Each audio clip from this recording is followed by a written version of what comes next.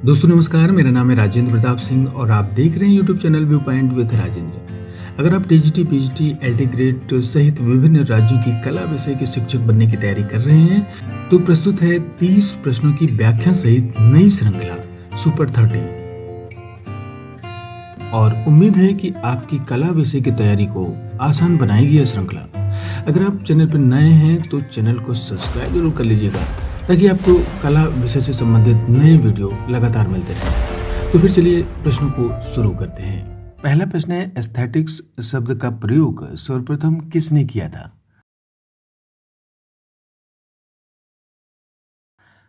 तो इसका उत्तर है ऑप्शन बी, बाउमगार्टन ने। 18वीं सदी में बाउमगार्टन ने फिलॉसफी को लॉजिक, एथिक्स और एस्थेटिक्स यानी तीन अलग अलग भागों में विभक्त किया। नीति शास्त्र मानव की बुराइयों से हटाकर अच्छाइयों की ओर और सौंदर्य शास्त्र आनंद की ओर ले जाता है, जबकि लॉजिक तर्क की ओर। बामगार्टन को फादर ऑफ एस्थेटिक्स कहा जाता है, यानी सौंदर्य शास्त्र का जनक। बामगार्टन जर्मन दार्शनिक के साथ साथ एक शिक्षक भी थे। इनका जन्म 17 जुलाई 1714 ईस्वी को जर्मनी के बर्लिन में हुआ था तथा मृत्यु 26 मई 1762 को हुई थी। अगला प्रश्न है, 1902 में प्रकाशित पुस्तक एस्थेटिक्स का लेखक कौन है? तो इसका उत्तर है ऑप्शन डी, बेनेडित्तो क्रोचे। एस्थेटिक्स नामक पुस्तक के लेखक बेनेडित्तो क्रोचे हैं, जिसका प्रकाशन वर्ष 1902 में हुआ था। यह पुस्तक दो भागों में वर्गीकृत है। प्रथम भाग में सौंदर्य सिद्धांत और व्यवहार पर केंद्रित है। इसके अंतर्गत आने वाले विषय हैं अंतर्ज्ञान और अभिव्यक्ति, कला और दर्शन, ऐतिहासिकता और बौद्धिकता तथा प्रकृति और कला में सौंदर्य। दूसरा भाग सौंदर्य शास्त्र के इतिहास से संबंधित है। एशियाई कला की अवधारणा की शुरुआत किसने की?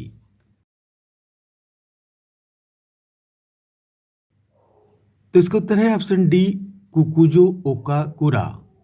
एशियाई कला की अवधारणा की शुरुआत जापानी कलाकार कुकुजो ओकाकुरा ने की थी। ये जापान आर्ट इंस्टीट्यूट के संस्थापक हैं। अगला प्रश्न है, सौंदर्य क्या है? तो इसका उत्तर है ऑप्शन डी, रस निष्पत्ति। भरत मुनि का नाट्यशास्त्र भारतीय सौंदर्य दर्शन का प्राचीनतम ग्रंथ है, जिसमें उन्होंने अपना रस सिद्धांत प्रतिपादित किया है। भावों द्वारा रस की निष्पत्ति और प्रेक्षक द्वारा उसकी अनुभूति सौंदर्य का सर्वोच्च स्वरूप कहा गया है। अगला प्रश्न है, पाश्चात्य सौंदर्य शास्त्र में सहजानुभूति का सिद्धांत प्रतिपादित किया। तो इसका उत्तर है ऑप्शन बी, कोचे ने। पाश्चात्य सौंदर्य शास्त्र सहजानुभूति का सिद्धांत क्रोचे ने प्रतिपादित किया। क्रोचे ने कला को सहजानुभूति माना है। क्रोचे आधुनिक काल के महान सौंदर्य शास्त्रियों में गिने जाते हैं। व्हाट इज ब्यूटी की विवेचना करते हुए उन्होंने एस्थेटिक ग्रंथ की रचना की। उस पाश्चात्य कला मनीषी का नाम बताइए जिसने कहा था, कला हमारे जीवन का अनिवार्य एवं अभिन्न अंग है। तो इसका उत्तर है option D, Herbert read. Professor Herbert read महानतम कला मर्मज्ञों में गिने जाते हैं। रीड के अनुसार कला भी शून्य से शिखर नहीं होती, वह जीवन का अभिन्न अंग है। सौंदर्य अनुभूति पर भरत और प्लेटो की विचारधारा है। तो इसका उत्तर है ऑप्शन सी, विरोधी विचारधारा। सौंदर्य अनुभूति पर भरत और प्लेटो की विचारधारा भिन्न है। नाट्य काव्य कला के संदर्भ में भरत ने सौंदर्यानुभूति का सर्वोच्च स्थान रंगमंच को माना है, किंतु प्लेटो ने इसे बौद्धिक स्तर से हीन माना है। काव्य को भ्रष्ट करने वाली विधा कहा है। करुण रस का संचार जहाँ भरत मुनि की दृष्टि से सहृदय को पिघलाकर उसे सहज सौंदर्य अनुभूति कराता है, तो वहीं प्लेटो के मत से वह उसे भावुक बनाकर विवेकपूर्ण उच्च बौद्धिक तंत्र से गिरा देता है। अगला प्रश्न है कि प्रसिद्ध पुस्तक क्रिटिक ऑफ जजमेंट का लेखक कौन है?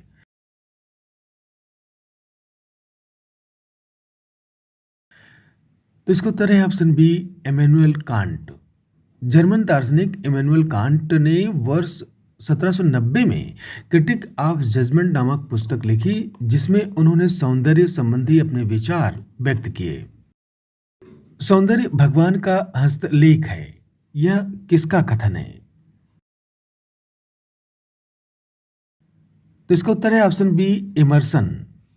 राल्फ वाल्डो एमर्सन ने कहा कि जो कुछ भी सुंदर है उसे देखने का अवसर कभी मत खोना।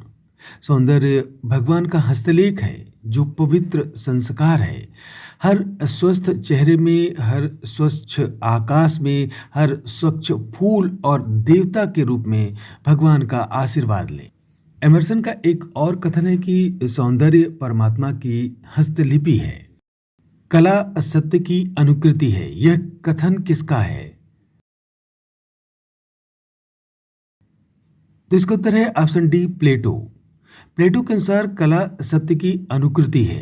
प्लेटो ने मूलतः अविनाशी परमात्मा को ही परम सौंदर्य, एब्सोल्यूट ब्यूटी माना है। अनुकरण ही कला का मूल है, किसने कहा? तो इसका उत्तर है ऑप्शन सी, अरस्तु। अरस्तु के अनुसार अनुकृति करना कला का परम पावन धर्म है। मानव में बाल्यकाल से ही अनुकरण करने की प्रवृत्ति होती है। संसार का सर्वश्रेष्ठ प्राणी सब कुछ नकल करके सीखता है। नकल में उसे आनंद आता है। उसने स्पष्ट लिखा है कि कला प्रकृति की अनुकृति करती है। महान दार्शनिक प्लेटो की दर्शन दीक्षा किस दार्शनिक की छत्रछाया में संपन्न हुई? तो इसका उत्तर है ऑप्शन ए, सुकरात। प्लेटो यूनान के प्रसिद्ध दार्शनिक, गणितज्ञ और सुकरात के शिष्य एवं अरस्तु के गुरु थे।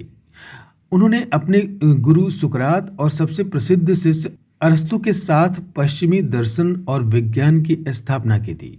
सुकरात के विचारों और सिद्धांतों को प्रचलित करने का श्रेय प्लेटो को जाता है, जिन्होंने गुरु सुकरात की शिक्षाओं को समझाया व उनके मतों को नए आयाम भी दिए। भारतीय सौंदर्य शास्त्र के प्रथम दार्शनिक थे। इसका उत्तर है ऑप्शन सी, भरत। भारतीय सौंदर्य शास्त्र के प्रथम दार्शनिक भरत थे। इन्होंने नाट्यशास्त्र नामक ग्रंथ का प्रतिपादन किया, जो सर्वाधिक प्राचीनतम ग्रंथ है। इस ग्रंथ में रंगमंच एवं अभिनय के माध्यम से रस के स्वरूप, उसकी निष्पत्ति एवं अनुभूति के विषय में सविस्तार वर्णन किया गया है। भारतीय सौंदर्य शास्त्र का ध्वनि सिद्धांत किसके द्वारा प्रतिपादित किया गया था? तो इसका उत्तर है ऑप्शन ए, आनंद वर्धन। भारतीय सौंदर्य शास्त्र में ध्वनि सिद्धांत के प्रवर्तक आनंद वर्धन है। ये 9वीं शती ईस्वी में विद्यमान थे। इनके ग्रंथ का नाम है धन्यावलोक, अर्थात इसमें ध्वनि पर प्रकाश डाला गया है। लावण्य योजना का क्या अर्थ है? इसका उत्तर है ऑप्शन बी, बाह्य सौंदर्य का व्यंजक। लावण्य चित्र का वह सौंदर्य गुण है जो दर्शक को अपनी ओर आकर्षित करता है। जब बाह्य रूप के सौंदर्य के साथ आत्मिक भाव सौंदर्य एकाकार हो जाता है, तो चित्र अधिक सुंदर व रसोत्पादक हो जाता है। भारतीय कला में लावण्य का अर्थ केवल बाह्य रूप का आकर्षण नहीं, बल्कि उसमें आत्मिक सौंदर्य का भी विचार होता है। अगला प्रश्न है कि मनुष्य अपने भाव को कला के द्वारा प्रकट करता है। यह कथन किसका है? तो इसका उत्तर है ऑप्शन सी, रस्किन। प्रकृति सौंदर्य के परम उपासक रस्किन के अनुसार प्राकृतिक सौंदर्य चरित्र के सौंदर्य का प्रतिबिंब मात्र है।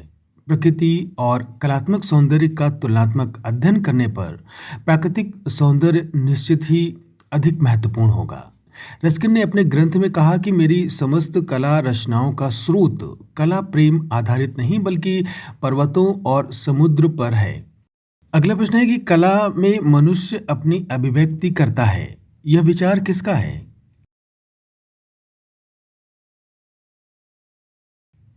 इसका उत्तर है ऑप्शन सी, रविंद्रनाथ टैगोर का।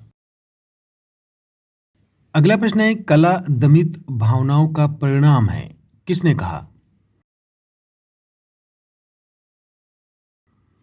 तो इसका उत्तर है ऑप्शन ए फ्राइड। फ्राइड के अनुसार कला दमित भावनाओं का परिणाम है। अगला प्रश्न है कि किसने कहा था सोने की अपेक्षा सौंदर्य को देखकर चोर जल्दी भड़कते हैं।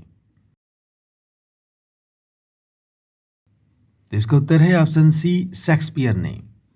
विलियम शेक्सपियर ने कहा था कि सोने की अपेक्षा सौंदर्य को देखकर चोर जल्दी भड़कते हैं। हेगल ने किस कला को सर्वश्रेष्ठ माना है। तो इसका उत्तर है ऑप्शन ए काव्य कला को। हेगल ने काव्य कला को सर्वश्रेष्ठ माना है। अगला प्रश्न है कला के सौंदर्यात्मक रसास्वादन के बारे में किसका कथन है। रोमांटिक कला में अपने विघटन की प्रक्रिया अंतर्निहित होती है।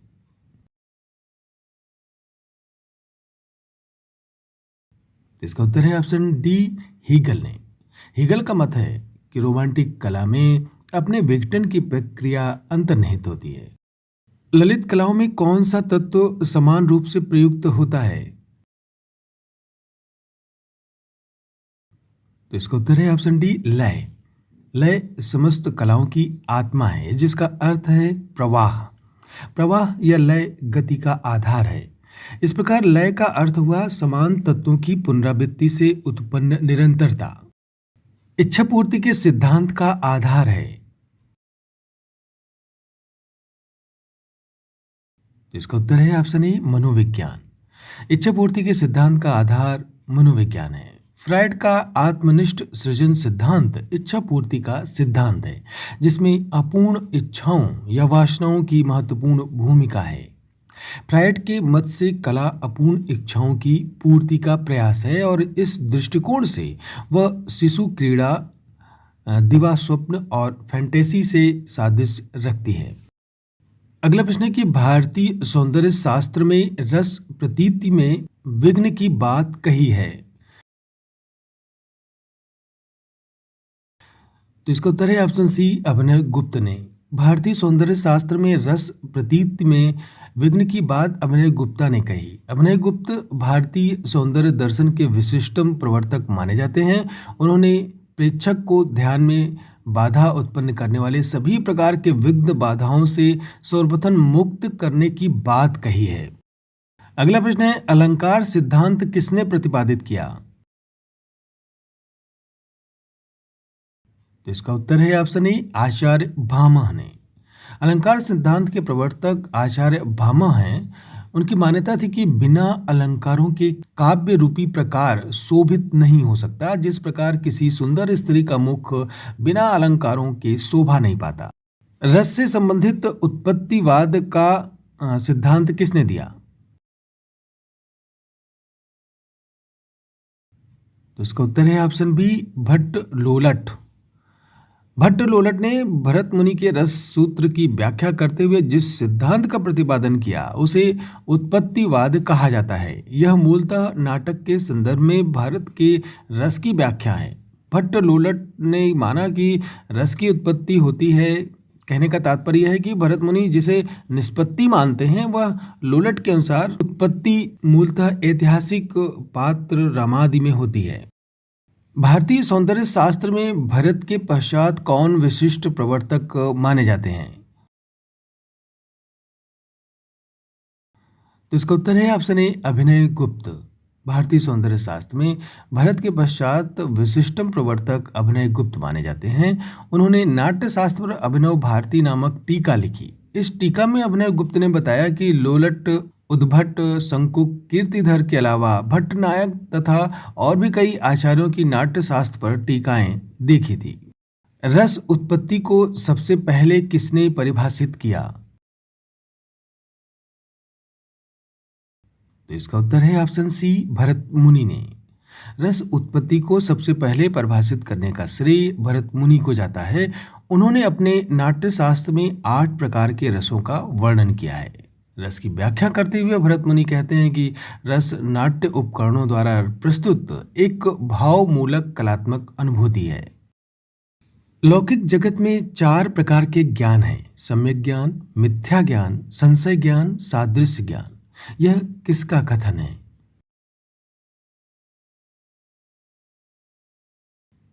तो इसका उत्तर है ऑप्शन सी, संकुक। संकुक न्यायवादी थे। उनके मतानुसार संयोग का अर्थ अनुभाव्य अनुमापक संबंध है और निष्पत्ति का अर्थ अनुमिति या अनुमान है। उन्होंने लोक प्रसिद्ध ज्ञान के चार रूप बताए हैं: सम्यक ज्ञान, मिथ्या ज्ञान, संशय ज्ञान और सादृश्य ज्ञान। अगला और अंतिम प्रश्न है आज के अंक का। शांत रस पहली बार किसने प्रस्तुत किया?